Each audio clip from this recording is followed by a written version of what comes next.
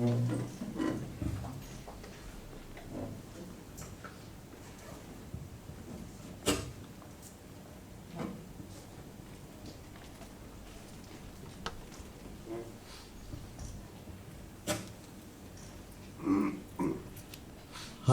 dipersilakan duduk.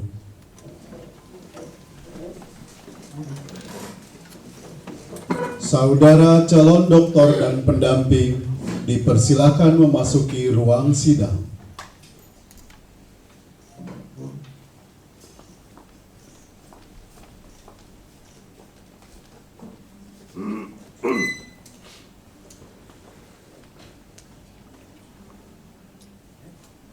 Ujian untuk memperoleh gelar doktor pada program studi doktor psikologi dimulai. Sidang terbuka promosi doktor Universitas Indonesia saya buka. Saudara calon doktor, sidang terbuka promosi doktor Universitas Indonesia yang saat ini berlangsung akan menguji saudara berdasarkan disertasi saudara yang berjudul Peran Paralel Emosi Antisipatif dan Emosi yang Diantisipasi dalam Perilaku Keuangan Berisiko dengan tingkat konstruktual sebagai moderator. Selanjutnya dengan ini inti dari disertasi saudara maksimum selama 15 menit. Yang terhormat Profesor Dr. Bagus Takwin M.Hum Psikolog, perkenankan saya membacakan ringkasan atau inti dari disertasi saya sebagai berikut.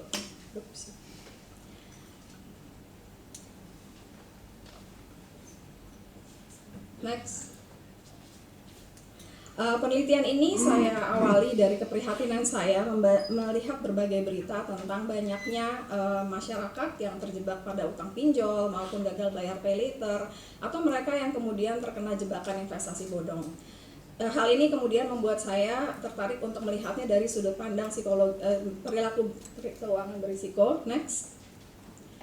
Karena perilaku ini tidak hanya membuat individu terhalang untuk mencapai tujuan keuangan ya, tapi juga berpotensi untuk berpengaruh pada kesehatan mentalnya. Next.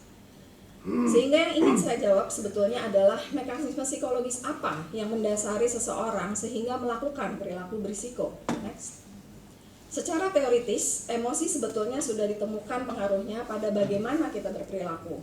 Salah satu yang ditemukan pengaruhnya terhadap pengambilan keputusan adalah emosi integral, yaitu emosi yang memang terkait dengan situasi yang sedang kita harus putuskan dan segala macam pilihan di dalamnya. Sebagai emosi integral, ada dua tipe emosi lain, yaitu emosi yang diantisipasi, yang merupakan emosi yang kita prediksi akan kita alami di masa depan saat kita sudah dapat hasil. Contohnya kalau kita lihat gambar Mbak ini, dia membayangkan dia akan merasa puas kalau punya iPhone baru. Nah, emosi ini didukung oleh pandangan konsekuensialis. Pandangan ini menyatakan bahwa manusia melakukan perilaku berisiko karena membayangkan nanti di masa depan akan mengalami emosi yang positif. Atau sebaliknya, kita ingin menghindari kemungkinan kita mengalami emosi negatif di masa depan kalau kita tidak mengambil keputusan tersebut. Nah, ini yang kemudian ditentang oleh risiko sebagai perasaan. Mereka bilang yang berperan sebetulnya adalah emosi antisipatif. Next. Yaitu emosi yang memang kita rasakan pada saat kita mempertimbangkan berbagai macam pilihan dan konsekuensi dari keputusan yang akan kita ambil. Contohnya kalau balik ke gambar Mbak ini, dia terlihat senang karena dia membayangkan, asik saya mau beli handphone. Nah, kedua teori ini sering sekali dipertentangkan, sehingga berkembanglah penelitian-penelitian lain yang berusaha mencari tahu sebetulnya emosi yang mana sih yang paling kuat menjadi prediktor dari perilaku berisiko. Namun temuan-temuannya ternyata belum konsisten, dan disinilah kemudian saya melihat kesempatan untuk menawarkan sebuah kerangka yang menurut saya akan membantu kita untuk mengetahui faktor-faktor apa sebetulnya yang menyebabkan kedua tipe emosi ini belum konsisten hasilnya. Next. Itu kemudian menuntun saya untuk melakukan studi 1 dengan survei daring. Next. Yang tujuannya adalah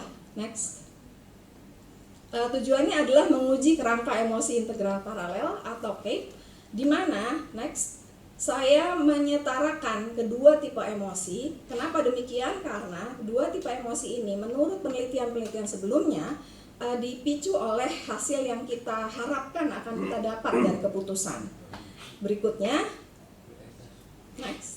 Berikutnya, emosi bisa kemudian mempengaruhi terjadinya perilaku berisiko secara langsung, atau melalui persepsi risiko. Persepsi risiko ini apa? Nah, ini adalah penilaian kita tentang berbagai macam konsekuensi negatif yang mungkin didapatkan dari keputusan yang kita ambil. Selain itu, saya juga mempertimbangkan adanya karakteristik individual, yaitu kecenderungan risiko. Karena ini beberapa penelitian meskipun masih terbatas ditemukan bahwa kecenderungan risiko ini mempengaruhi munculnya kedua tipe emosi. Sehingga yang saya ingin tahu juga adalah mana sih sebetulnya yang paling mempengaruhi emosi integral, hasil yang kita harapkan dari keputusan atau memang karakteristik individu. Saya kemudian melakukan survei daring di mana saya menggunakan 3 skenario. Yang pertama adalah skenario investasi ke dalam sebuah usaha makanan demi untuk dapat uang lebih banyak supaya bisa beli mobil baru. Yang kedua, saya menggunakan skenario pinjam lewat aplikasi pinjol demi untuk buka kedai baru atau kafe baru. Yang ketiga, beli handphone menggunakan pay later. Hasil yang saya temukan ternyata mekanisme paralel itu tidak stabil. Apa penyebabnya? Tapi ternyata yang saya temukan adalah kedua emosi integral memang langsung berdampak pada perilaku, tapi hanya pada 2 skenario yang saya gunakan. Hanya pada pinjol dan pada skenario pay later.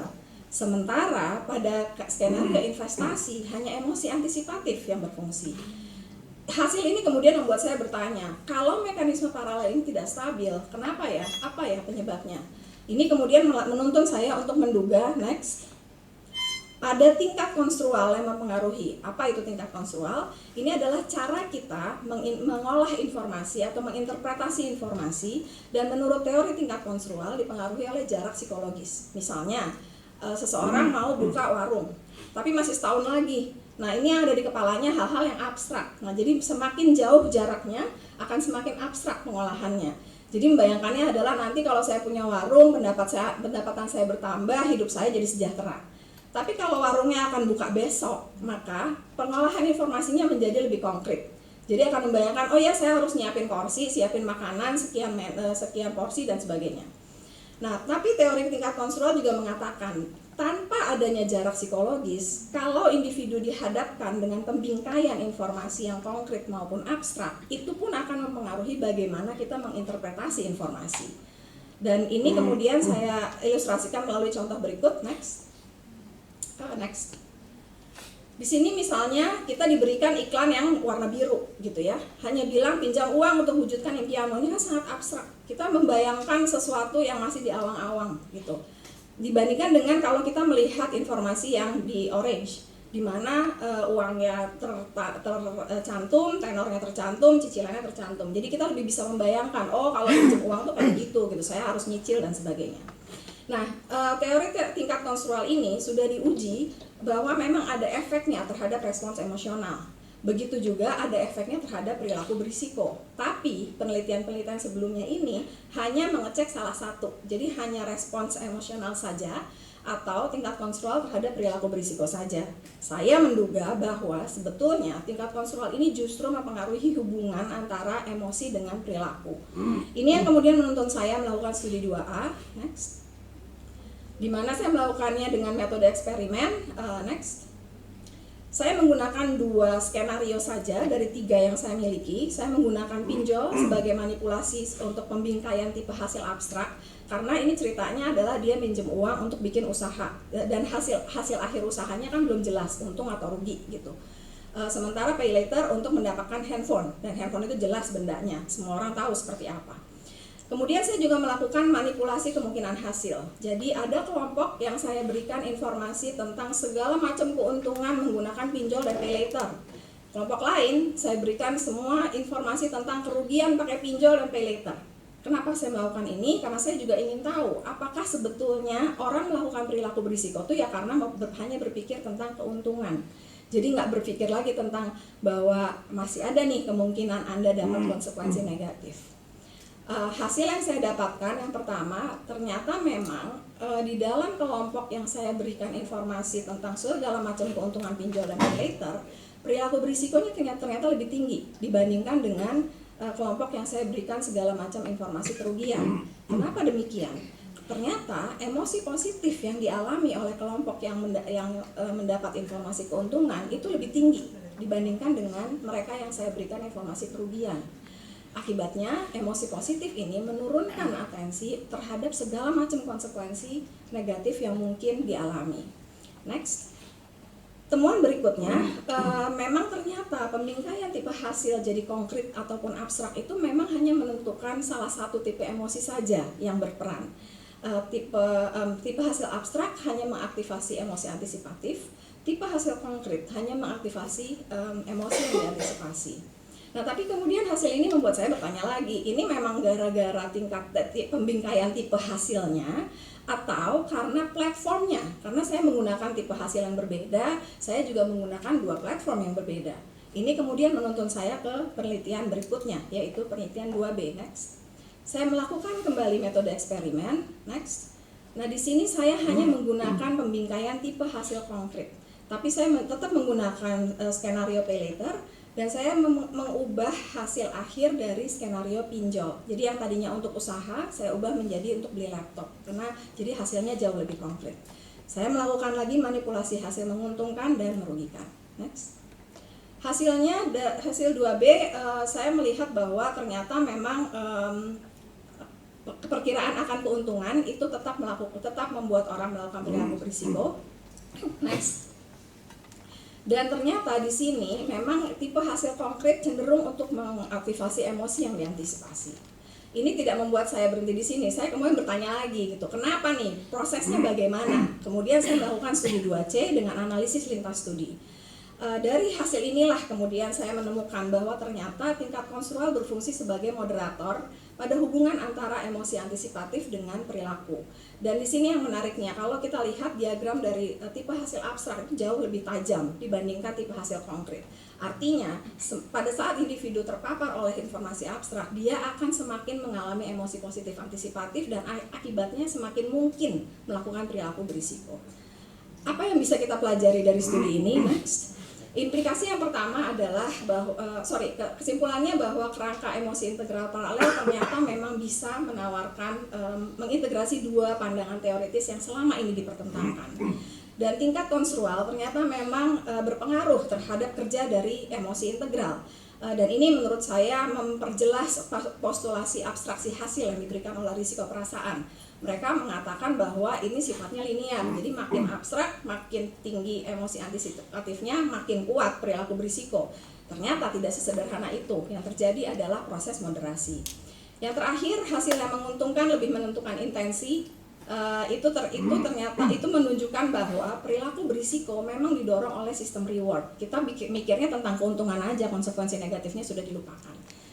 Apa yang kemudian bisa kita pelajari dalam hal implikasi? Yang pertama adalah next. Menurut saya sudah saatnya para badan yang bisa membuat kebijakan regulasi gitu ya, mewajibkan para platform ini untuk menunjukkan apa sih sebetulnya resiko dari menggunakan platform-platform ini gitu, entah dengan informasi visual lewat infografis gitu ya, tapi membuat orang sadar ada loh risikonya Anda memakai ini, meskipun saya tahu itu utopis karena saya sendiri sering membantu para pemasar. Next. Yang berikutnya adalah bahwa kita perlu program literasi keuangan itu berbasis emosi. Jadi bukan hanya kasih tahu bahwa kalau Anda berhutang implikasinya ini, yang namanya bunga tuh ini, tapi lebih untuk memunculkan konsekuensi emosinya apa kepada orang terdekat.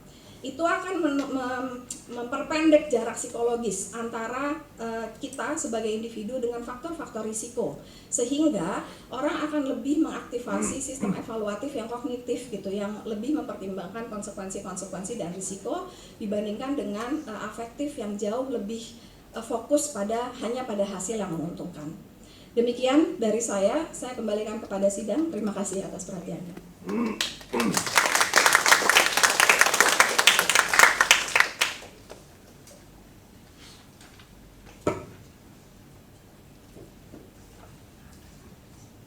Saya persilahkan kepada penyanggah pertama, yang hadir secara daring, yaitu yang terhormat Profesor Dr. Hamdi Muluk MSI Psikolog untuk mengemukakan pertanyaan atau sanggahannya. Silakan Prof. Terima kasih Pak Ketua Sidang. Pertama-tama saya ucapkan selamat dan apresiasi untuk Saudara Miriam Rustam. Menurut saya ini disertasi yang bagus, mantap gitu. Metodologinya juga bagus, hasilnya juga meyakinkan. Tapi saya tidak akan banyak bertanya lagi tentang teori dan metodologi karena sudah selesai di tahap-tahap sebelumnya. Saya tertarik untuk melihat aplikasi yang lebih luas. Tadi sudah sampaikan sih aplikasi praktisnya untuk di bidang keuangan. Kalau disertasi Anda ini kita perluas, kemungkinan implikasinya kepada perilaku berisiko yang luas di ruang publik ya.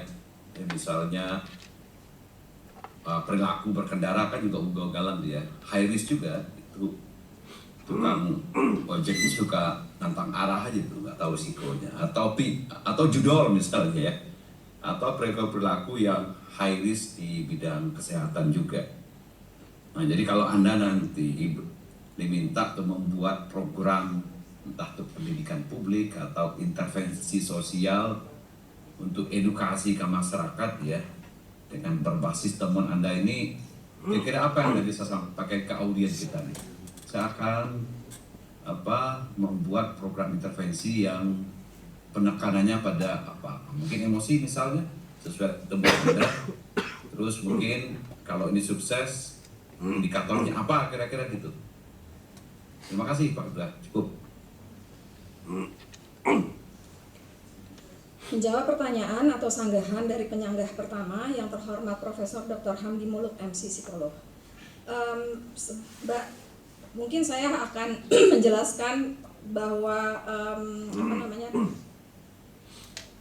postulasi yang utama dari temuan saya adalah jika hasil abstrak maka emosi antisipatif akan teraktivasi. Pada saat emosi antisipatif teraktivasi, maka hubungan ini akan menjadi lebih kuat terhadap perilaku berisiko. Jika hasilnya konkret, maka hubungan tersebut menjadi lemah. Nah, kalau kembali kepada pertanyaan Profesor Hamdi, maka saya akan merancang di mana faktor-faktor risiko. Jadi misalnya kalau kita ambil tadi tukang ojek yang ugal-ugalan, mungkin akan harus ditunjukkan secara visual apa sih dampak dari perilaku ugal-ugalan tersebut. Tidak hanya sebagai sebuah perilaku, tapi apa konsekuensi emosinya. Tapi yang paling penting di sini menurut saya yang harusnya ditekankan adalah bagaimana mengkonkretkan faktor-faktor risiko tersebut. Jadi jangan hanya ada di angan-angan. Mungkin orang-orang ini nekat karena nggak pernah mengalami kecelakaan gitu, atau ya tahu aja gitu. Kalau sekedar tahu tapi kemudian tidak pernah diangkat ke kesadaran, itu kan juga akhirnya juga abstrak-abstrak juga jatuhnya gitu, sehingga akan tetap menjadi faktor risiko. Jadi menurut saya apapun perilaku berisikonya, yang paling penting adalah membuat faktor-faktor risiko yang ada di dalamnya itu menjadi jauh lebih konkret, sehingga diharapkan itu lebih mengaktifasi sistem evaluatif kognitifnya dan bukan hanya fokus pada apa yang afektifnya bilang gitu. Karena sistem afektif hanya terfokus pada ya udah hasilnya saya mau mendapat sesuatu yang menguntungkan aja. Saya ugal-ugalan guys karena saya mau cepat ke sana. Padahal antara ugal-ugalan dengan cepat ke sana itu banyak faktor risiko yang lain. Demikian. Terima kasih Pak Ketua, cukup. Terima kasih Prof. Hamdi. Sekarang saya persilahkan kepada penyanggah kedua yang terhormat Bapak Rahmat Hidayat, SPSI, MSI, PhD, untuk mengemukakan pertanyaan atau sanggahannya. Silakan. Terima kasih Bapak Ketua. Pertama, selamat pada Mbak Riri dan apresiasi atas pilihan topik yang diambil untuk disertasi ini dan kerangka analitik yang dipergunakan menggunakan teori yang mendasar di bidang emosi di kajian ilmu psikologi. Di dalam disertasi ini penekanannya jelas pada faktor emosi, penggunaan teori Lowenstein, risk as feeling, operasionalisasi di dalam eksperimen dengan manipulasi yang difokuskan kepada penciptaan state emosi yang berbeda. Namun perilaku keuangan jelas merupakan perilaku yang memiliki implikasi rasional, implikasi objektif. Yang menjadi pertanyaan saya, kesimpulan bahwa emosi penting sekali diperhitungkan di dalam pengambilan keputusan keuangan, dan dengan demikian intervensi berbasis emosi pun diperlukan. Namun sejauh mana kondisi emosi ini, baik anticipated maupun anticipatory emotions, ini perlu atau akan berpengaruh dalam batas kondisi pertimbangan rasional seperti apa, dan bagaimana faktor rasional tersebut dikendalikan di dalam eksperimen ini.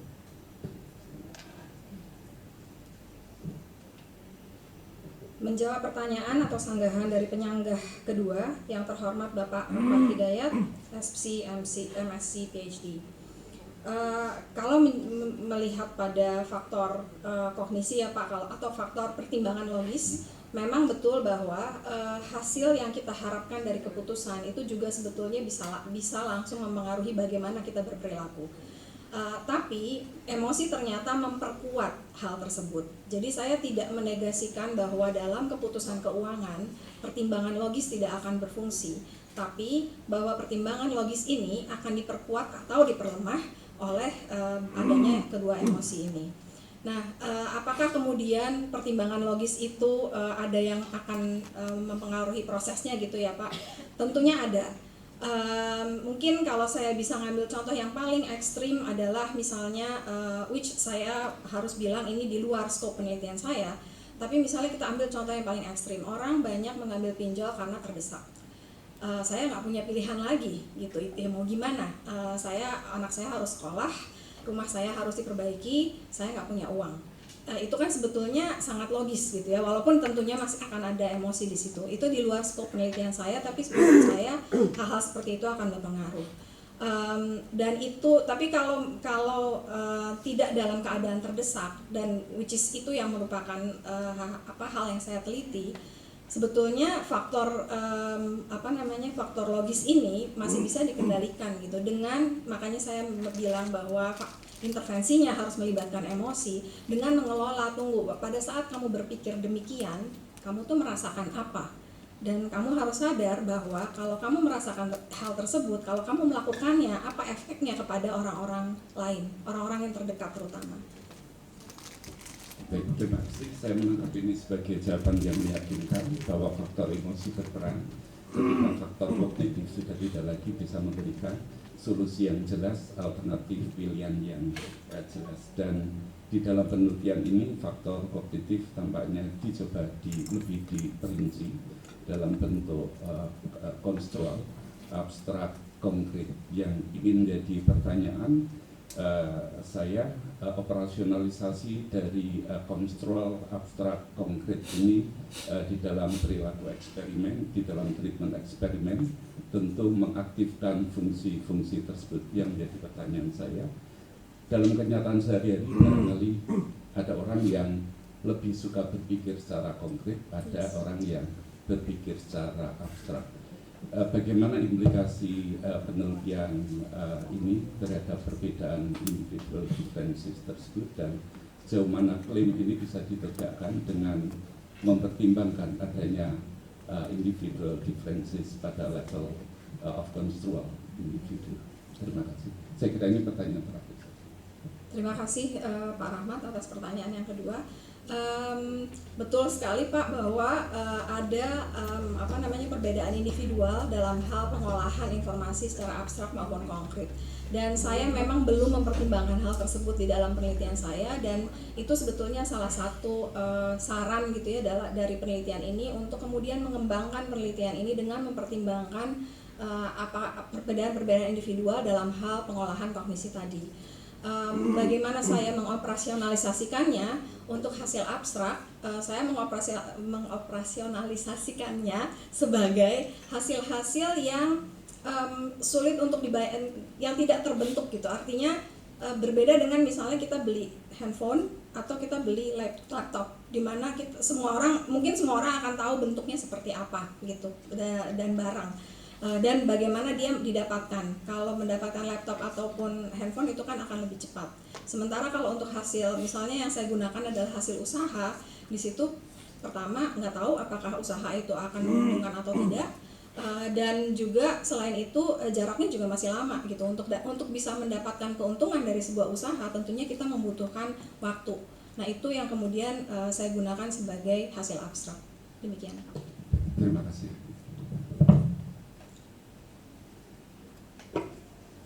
Saya persilakan kepada penyanggah ketiga yang terhormat Profesor Dr.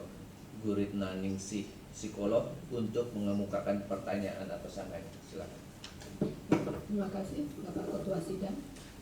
Ya, saya ingin menyampaikan selamat juga kepada Saudara Miriam Rustam atas capaiannya hingga hari ini, yang saya kira luar biasa karena topik yang dipilih ini saya kira sangat-sangat bisa diaplikasikan dalam berbagai aspek dalam kehidupan kita dalam masyarakat.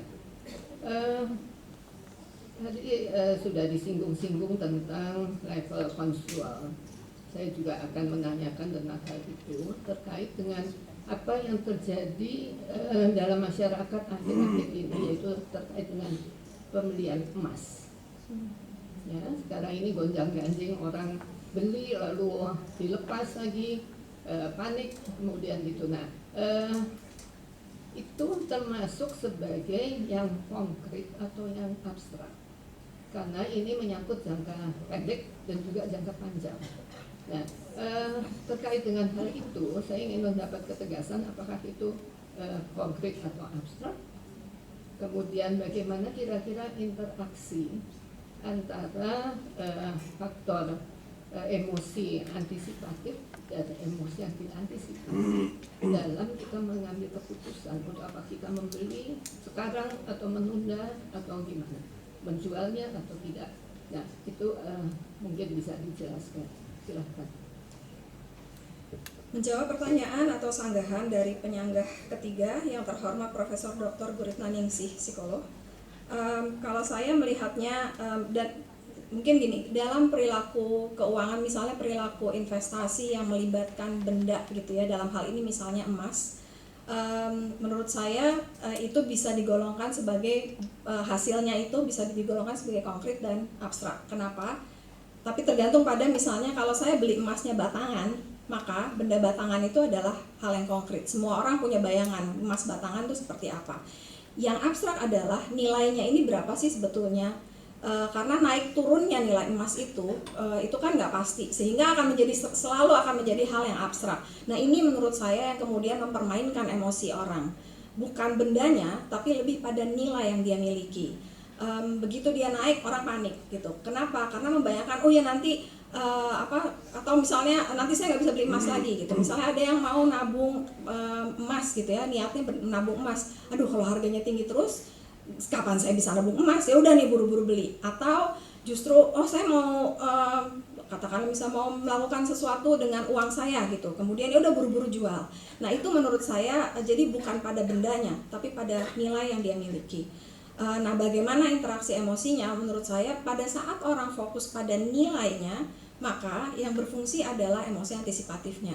Kepanikan misalnya, menurut saya itu menunjukkan bahwa bagaimana emosi yang kita rasakan saat ini itu mendorong perilaku kita untuk bertindak tanpa kemudian mempertimbangkan itu masih ada konsekuensi lain, atau mau berhenti dan mengevaluasi. Tunggu, ini jangan-jangan ada konsekuensi negatif lain di sini atau ada risiko kalau saya melakukan hal ini.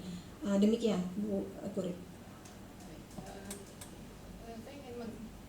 Saya ingin menanyakan apakah sampel di dalam penelitian Anda itu berasal dari berbagai macam tingkatan sosial ekonomi atau tertentu?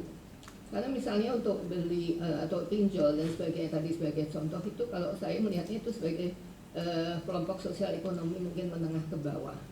Sementara kalau misal pembelian emas itu kan lebih menengah ke atas ya. Nah, apakah bagaimana itu sampelnya penelitiannya? Mencakup semua level sosial ekonomi atau tertentu saja? Oke. Untuk sosial ekonomi, saya melihat dari sayangnya saya hanya bisa melihat dari pendapatan. Dan menurut saya ini salah satu, kalau bisa dibilang kelemahan, adalah pada saat kita menanyakan kepada orang pendapatan Anda per bulan berapa, ada kalanya ditinggiin atau direndahin.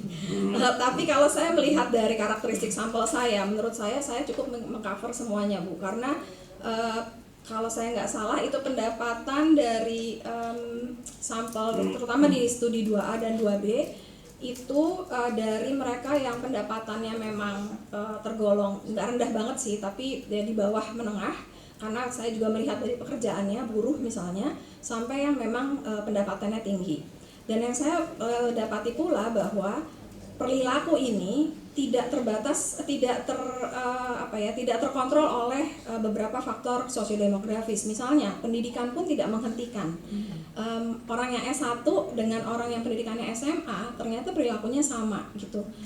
Dan begitu pula yang saya temukan dengan pendapatan. Artinya bahwa pengaruh dari bagaimana kita berpikir tentang hasil dan bagaimana itu kemudian mempengaruhi di mekanisme emosi terhadap perilaku itu bisa dikatakan berlaku universal. Tidak mungkin cukup. Terima kasih.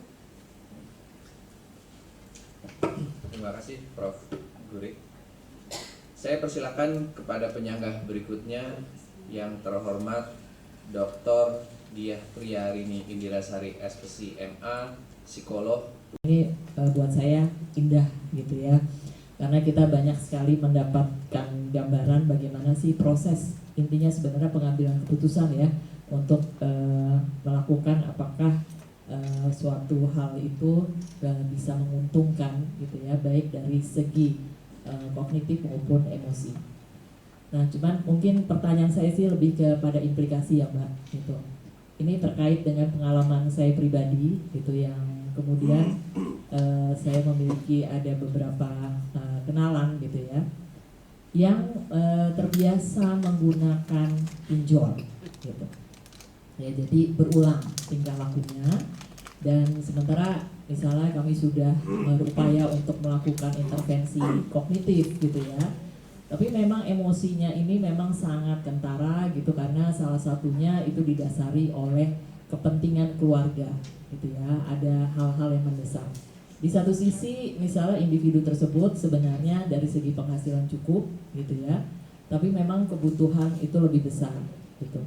Nah, walaupun ini bukan skop dari penelitian Mbak Riri gitu ya, tapi sebagai orang yang sudah berkecimpung di dalam bidang ini, saya ingin menanyakan, kira-kira kalau misalnya pinjol ini kan tidak hanya sekali dua kali gitu ya, tapi ada suatu emosi yang terjadi kemudian mungkin itu menyebabkan orang itu merasa puas dan itu kemudian berulang kembali. Nah, kira-kira untuk orang yang memang sudah dalam tanda petik teradiksi gitu ya oleh situasi pinjol ini, kira-kira dari kerangka emosi integral paralel ini yang sudah kemukakan, itu apakah ada hal-hal yang secara literasi keuangan atau secara apapun itu bisa digunakan gitu ya untuk mengatasi masalah ini? Menjawab pertanyaan atau sanggahan dari penyanggah keempat yang terhormat Dr. Diah Priyarini Indirasari SPC MA, psikolog. Menarik pertanyaannya Mbak, karena saya juga sebetulnya menanyakan hal yang sama. Kenapa kok ada orang yang nggak cuma udah dan kalau tadi yang Mbak berikan contoh adalah dia pernah pinjol tapi kemudian bagus gitu hasilnya sehingga dia puas. Yang lebih aneh lagi buat saya adalah ini ada orang yang berulang kali nggak bisa bayar tapi diulang terus gitu. Dan ini bukan karena dorongan ekonomi, jadi terlepas dari masalah ekonomi. Jadi ada juga orang-orang yang pinjolnya untuk beli saham, yang menurut saya itu sangat aneh, tapi itu terjadi gitu. Nah, apa yang bisa kita lakukan terhadap orang-orang ini? Menurut saya kalau levelnya sudah tadi misalnya kita gunakan kata adiksi, Mbak, jujur itu di luar skop dari penelitian ini gitu. Saya tidak, menurut saya perilaku adiksi itu perlu penanganan yang berbeda. Tapi kalau misalnya mereka yang memang kayak mungkin bukan nggak tahu bahwa ada konsekuensi negatif, tapi mungkin mereka memang tidak tersadarkan juga Nah, menurut saya pendekatan yang ditawarkan tingkat konstrual adalah justru menunjukkan apa konsekuensi tersebut terhadap orang-orang terdekatnya. Kita ini adalah masyarakat komunal. Kita selalu menganggap bahwa kita tidak berdiri sendiri, kita bagian dari masyarakat, bagian keluarga dan sebagainya. Buat orang Indonesia, bagaimana keterikatan kita dengan orang lain itu sangat penting. Ya mungkin itu salah satu yang terpikir oleh saya sih Mbak. Jadi mendekatkan faktor risikonya itu bukan pada diri sendiri, tapi lebih ke apa yang dialami oleh orang-orang terdekat kamu, atau mungkin apa yang dialami atau apa yang akan kamu alami pada bos kamu jadi tahu loh kalau kamu tuh berulang gitu. Dan itu mungkin akan efektif. Dan saya tahu ada teman saya yang melakukannya di kantornya gitu ya, yang kemudian to some extent mempermalukan orang ini di kantor dan akhirnya berhenti gitu. Ya itu contoh ekstrim. Tapi menurut saya mengingat budaya kita, ya mungkin itu adalah salah satu pendekatan yang bisa dipertimbangkan. Jadi mendekatkan faktor risikonya itu bukan hanya dari segi logis, tapi to some extent mempermainkan emosinya dia dengan mempertontonkan ini loh akibatnya pada orang-orang yang buat kamu penting. Demikian Mbak. Oke. Nah, satu lagi, Jin, tadi seperti yang sudah disampaikan di pemaparan presentasi tadi, itu Mbak Riri kan memberikan contoh gitu ya, implikasi dari hasil penelitian ini, misalnya dalam bentuk flyer yang lebih jelas gitu ya dari gambaran. Nah, tapi seringkali saya kayak di handphone saya masuknya dalam bentuk SMS nih Mbak, gitu ya. Jadi kan sementara kita tahu kalau SMS itu jumlah katanya terbatas dan sebagainya gitu ya. Kira-kira apa sih yang bisa disarankan, karena kan media komunikasi ya segala jurus lah ya ibaratnya digunakan untuk orang tergerak melakukan pinjol misalnya. Nah, kira-kira apakah ada yang bisa kita lakukan juga gitu?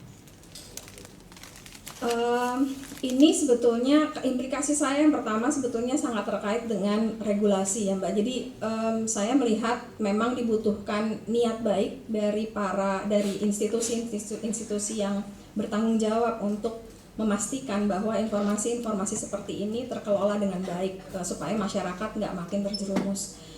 Kalau kaitannya dengan SMS ya saya nggak tahu, mungkin kebijakannya adalah jangan pakai SMS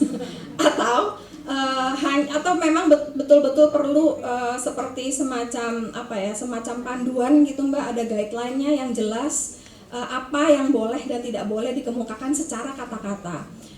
Tapi memang teori tingkat konstrual sendiri atau penelitian-penelitian tingkat konstrual itu menunjukkan bahwa pada saat kita menggunakan kata-kata, kecuali bahwa kata-kata itu merujuk pada benda-benda yang jelas kayak misalnya laptop, handphone, panci gitu ya, yang dimana semua orang tahu bayangannya apa, itu memang akhirnya membuat kita berpikir secara abstrak. Nah itu memang lebih berbahaya kalau lewat SMS gitu atau lewat WhatsApp gitu ya. Tapi mungkin bisa ditunjukkan dengan ini loh tingkat bunganya berapa, dendanya berapa. Jadi bukan menjual janji, bukan pada bilang bahwa kalau kamu menggunakan aplikasi ini kamu bisa buka usaha, hidupmu akan menjadi gilang gemilang gitu. Bukan kata-kata seperti itu, tapi lebih mengacu pada apa sih detail yang bisa memberikan konsekuensi negatif pada orang yang menggunakan aplikasi-aplikasi tersebut. Walaupun sekali lagi saya tahu ini sangat utopis, teman-teman saya yang para periset pemasar pasti tahu masalahnya bagaimana. Baik, terima kasih Ketua Sidang. Saya persilakan penyanggah kelima yang terhormat Dr. Dewi Maulina, SPC, MPC, psikolog, untuk mengemukakan pertanyaan atau sanggahannya. Silakan. Baik, terima kasih kepada Ketua Sidang. Selamat kepada Mbak Miriam Rustam atau Mbak Riri.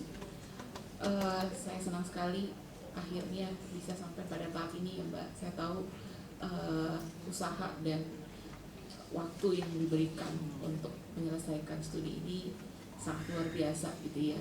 Melihat tadi topiknya, kemudian rangkaian studi yang dilakukan, menurut saya ini salah satu disertasi terbaik yang pernah saya baca. Selamat ya Mbak.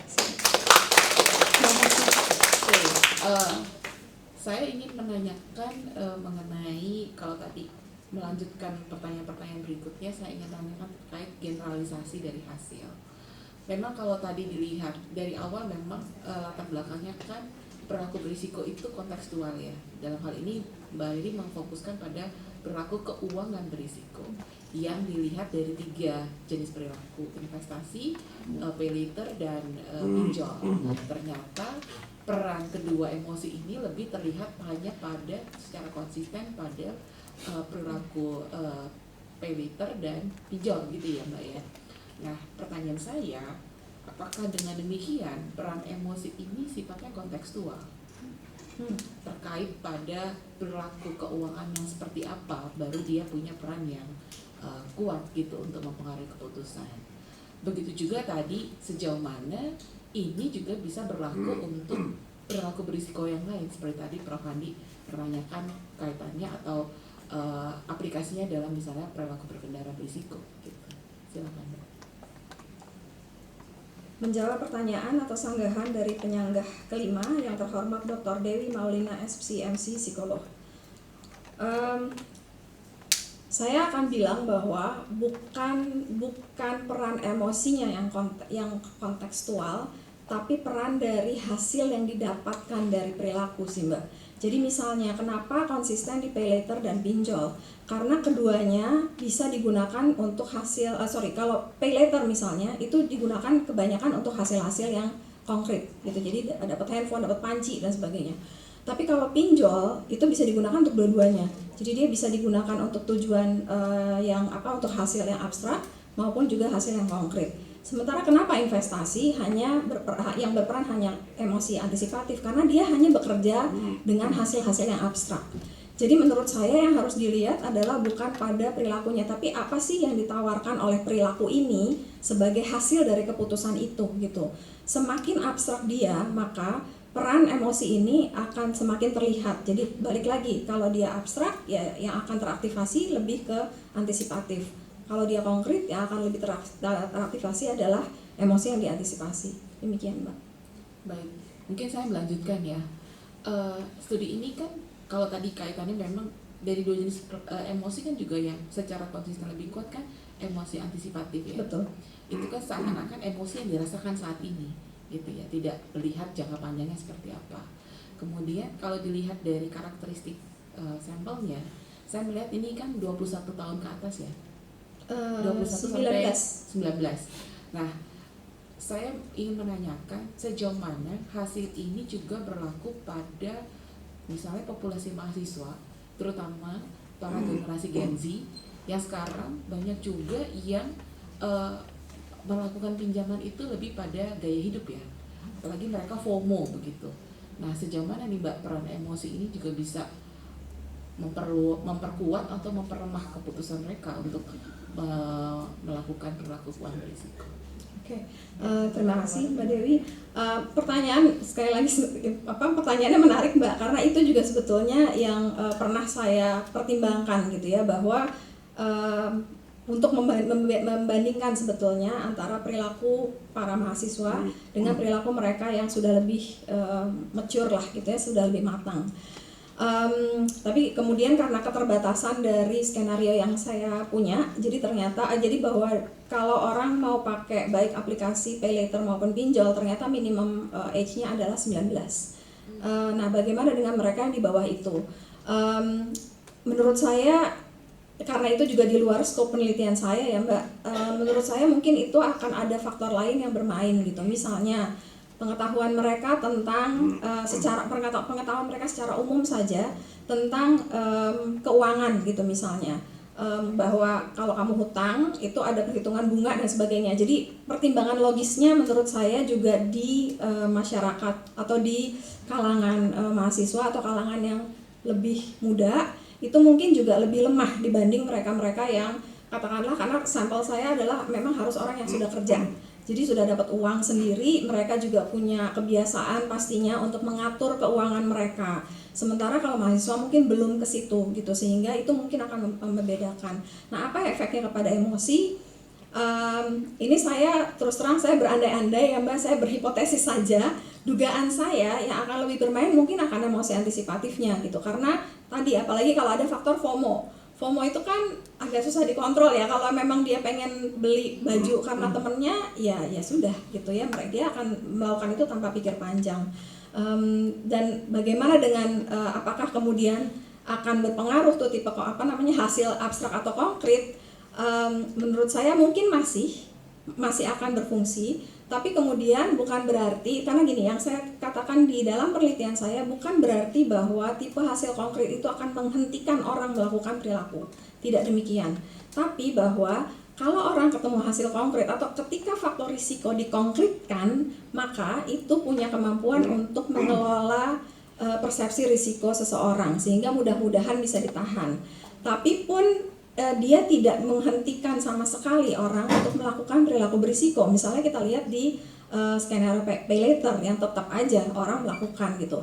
Nah, cuman dugaan saya kalau orang mengambil keputusan untuk hasil konkret, mungkin dia sudah lebih punya evaluasi terhadap konsekuensi negatifnya, sehingga meskipun dia tetap melakukan, dia tahu gitu bahwa kalau saya beli handphone pakai pay later itu ada kemungkinan kalau saya telat bayar, saya harus bayar, saya kena denda dan sebagainya. Itu mungkin sudah dipertimbangkan juga gitu.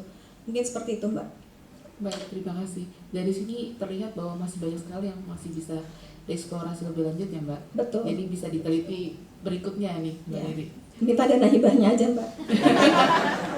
Baik, terima kasih. Saya kembalikan kepada ketua sidang. Terima kasih. Baik, para penyanggah telah selesai. Sekarang saya persilahkan kepada kopromotor yang terhormat Ibu Agnes Nauli Sirli Wulandari Syanipar, SPSI, MSc, BSc untuk mengemukakan pandangan atau komentarnya. Silakan.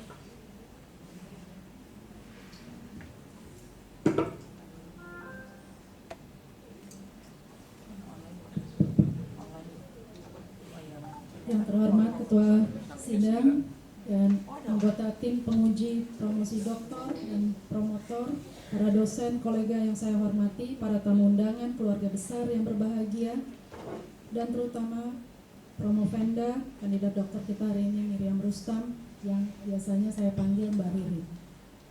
Hari ini saya ingin menyampaikan apresiasi saya, dan ini bukan sekedar pujian seremonial, tapi pengakuan akademik atas karakter etika kerja dan kualitas ilmiah seorang peneliti Mbak Riri yang telah menempuh perjalanan panjang bersama saya dan Profesor Bagus Takwim. Dalam beberapa menit ke depan saya akan menunjukkan kekuatan personal Mbak Riri, sikap dan etos kerjanya selama 5 tahun, evaluasi akademik saya juga terhadap risetnya. Apa saja yang sudah dibuat, apa yang perlu disempurnakan, dan mengapa ini penting untuk masyarakat. Yang pertama, kekuatan personal Mbak Riri. Hal yang paling menonjol dari Mbak Riri adalah disiplin, rendah hati, dan rasa ingin tahu yang tulus. Disiplinnya itu benar-benar nyata, bukan disiplin yang ditunjukkan hanya karena tenggat waktu sudah menekan, tapi memang konsisten. Selama 5 tahun, dia mampu menjaga ritme kerja, mengelola banyak peran, dan menyelesaikan apa yang memang harus diselesaikan. Yang kedua, kerendahan hati yang produktif. Mbak Riri tidak pernah alergi terhadap kritik. Dia tidak defensif ketika saya minta untuk merevisi. Dan dia juga mampu mengakui saya belum paham, lalu dia akan bilang saya akan pelajari. Yang ketiga, keingintahuan yang tulus. Ini bukan keingintahuan untuk terlihat pintar, melainkan keingintahuan untuk memahami. Dan ini memang penting karena hasil atau data yang didapatkan seringkali tidak sesuai dengan harapan.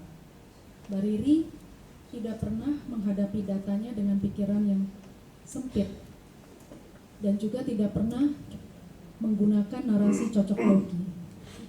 Dan ini buat saya sesuatu yang penting. Dan saya ingin menggarisbawahi bahwa perjalanan 5 tahun ini ditempuh Mbak Riri sambil memegang banyak peran sosial besar seperti menjadi seorang ibu, seorang istri, dan direktur di perusahaan market research. Tentunya tidak mudah untuk menjaga keseimbangan ini. Yang kedua, sikap kerjanya selama 5 tahun. Kalau saya boleh menyimpulkan, saya akan bilang sikap kerja Mbak Riri itu menunjukkan sikap belajar tanpa ego. ada paling nggak 3 momen yang saya alami langsung. Momen yang pertama adalah Mbak Riri langsung bilang ke saya kalau dia orang kualitatif. Dan dia mengakui dia kesulitan untuk mempelajari metode kuantitatif serta analisis statistik. Dan banyak orang menyerah untuk belajar hal yang baru. Tapi Mbak Riri tidak. Dia pelajari pelan-pelan, dia minta bantuan dari orang-orang di kampus. Dan hari ini dia tidak hanya mengerti statistik, tapi mampu menggunakan berbagai teknik analisis statistik kuantitatif seperti SEM, data analysis, ANOVA, dan macam-macam multiple regression seperti apa yang bisa Anda lihat di disertasinya. Ini pencapaian besar, bukan sekedar keterampilan teknis, tapi menunjukkan perubahan cara berpikirnya. Momen yang kedua itu adalah ketika dia menulis bagian diskusi studi 2A, 2B. Dia kebingungan, stres. Bagaimana menjelaskan peran kontekstual yang berubah dari emosi integral ini. Kadang-kadang emosi antisipatif yang dominan, kadang-kadang emosi yang diantisipasi yang dominan. Kenapa begitu? Dan ini kebingungan konseptual ya, yang tidak bisa disepelekan. Dan mungkin kalau orang lain akan kemudian menutupi ketidaktahuannya dengan asal-asalan menulis saja. Tapi Mbak Riri tidak, dia memilih jalan yang sulit. Dia baca lebih banyak, dia coba lagi, tapi tetap tidak menemukan jawabannya. Dan di sini saya melihat hal yang penting dari dirinya. Dia tidak menyerah, tapi dia juga mengungkapkan kesulitannya, kegundahannya pada saya. Dan saya menyarankan pendekatan cross study analysis, sesuatu yang umum dalam tradisi cognitive science, dan Mbak Riri menjalankannya dengan sungguh-sungguh. Hasilnya memang tidak hanya menyelesaikan kebuntuan, tapi juga memberikan pola yang lebih konsisten dan bermakna. Nah, dari sisi saya sendiri, ini benar-benar membahagiakan ya, karena benar-benar Mbak Riri bisa menemukan closure intelektual. Momen ketiga, dan ini yang paling menyentuh, itu adalah perkembangan Mbak Riri secara keseluruhan. Dia belajar dari awal, benar-benar dari awal. Dan pertumbuhannya itu melampaui ekspektasi awal saya. Bukan karena perjalanannya mudah, tapi karena konsisten. Buktinya nyata, studi 1 sudah diterima di jurnal Q2. Untuk Indonesia ini sudah di atas rata-rata. Dan secara keseluruhan riset Mbak Riri ini memiliki kekuatan konseptual. Dia menawarkan teori baru, kerangka atau paradigma teoretik baru. Dan temanya kompleks. Ada emosi, konteks, keputusan, dan dia tidak menyederhanakan secara berlebihan, tidak ada overclaim juga. Jadi ini menunjukkan memang disertasi yang baik. Tentunya tetap perlu ada perbaikan. Yang pertama itu adalah seperti yang diungkapkan oleh penyanggah kelima, Ibu Dewi, bahwa perlu penguatan generalisasi. Perilaku yang dilihat juga mungkin tidak bisa hanya dengan pengukuran intensi, tapi juga Mbak Riri bisa bekerja sama dengan bank dan meminta dan mengontak orang-orang yang mengalami kesulitan membayar hutang kredit misalnya, dan mengukur bagaimana proses mereka berpikir seperti itu dibandingkan dengan yang tidak punya masalah kredit. Itu contohnya untuk generalisasi, dan kemudian menerjemahkan temuan-temuan ilmiah ini ke praktek ya. Jadi bagaimana kemudian desain komunikasi risiko yang harus diperbaiki. Tentunya relevansi sosialnya penting sekali, para hadirin. Ya, keputusan berisiko itu bukan sekedar soal angka. Sebaliknya ada emosi, harapan, kecemasan, keinginan, konteks sosial. Dan secara psikologis, riset seperti ini membantu kita memahami mengapa orang bertindak tidak rasional tanpa bermaksud untuk menghakimi, tetapi untuk merancang bantuan yang lebih manusiawi. Secara sosial, dampak perilaku keuangan berisiko menyentuh hak hidup, kehidupan keluarga dan komunitas. Keputusannya juga bisa berujung pada stres, konflik relasi, dan penurunan kesejahteraan. Jadi secara ekonomi relevansinya juga jelas ya.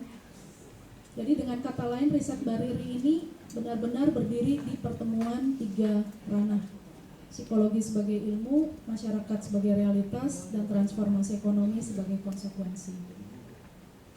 Jadi saya ingin mengatakan bahwa Bariri memang contoh peneliti yang bertumbuh dengan cara yang benar, dengan disiplin, rendah hati, dan ingin tahu. Dan ya, saya hanya mau mengucapkan selamat Bariri.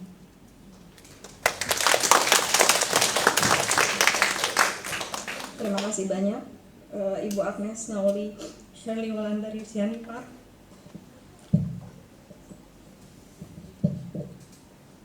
SC, MSc, PhD.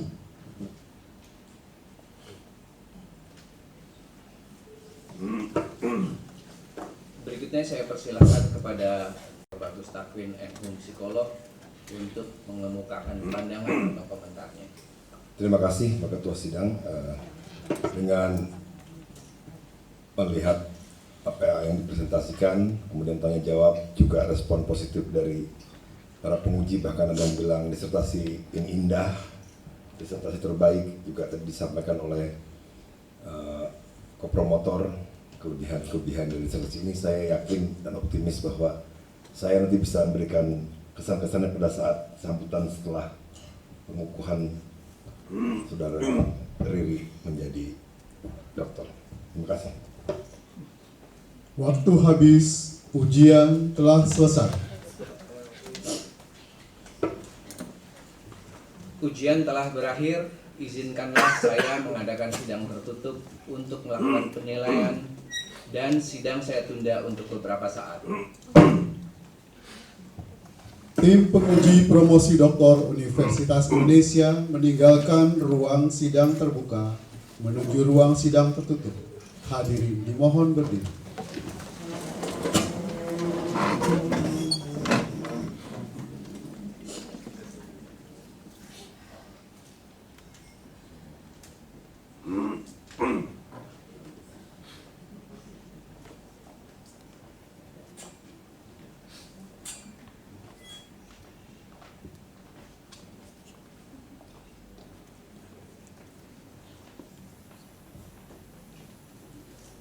Kepada calon doktor dan pendamping dipersilahkan meninggalkan ruang sidang.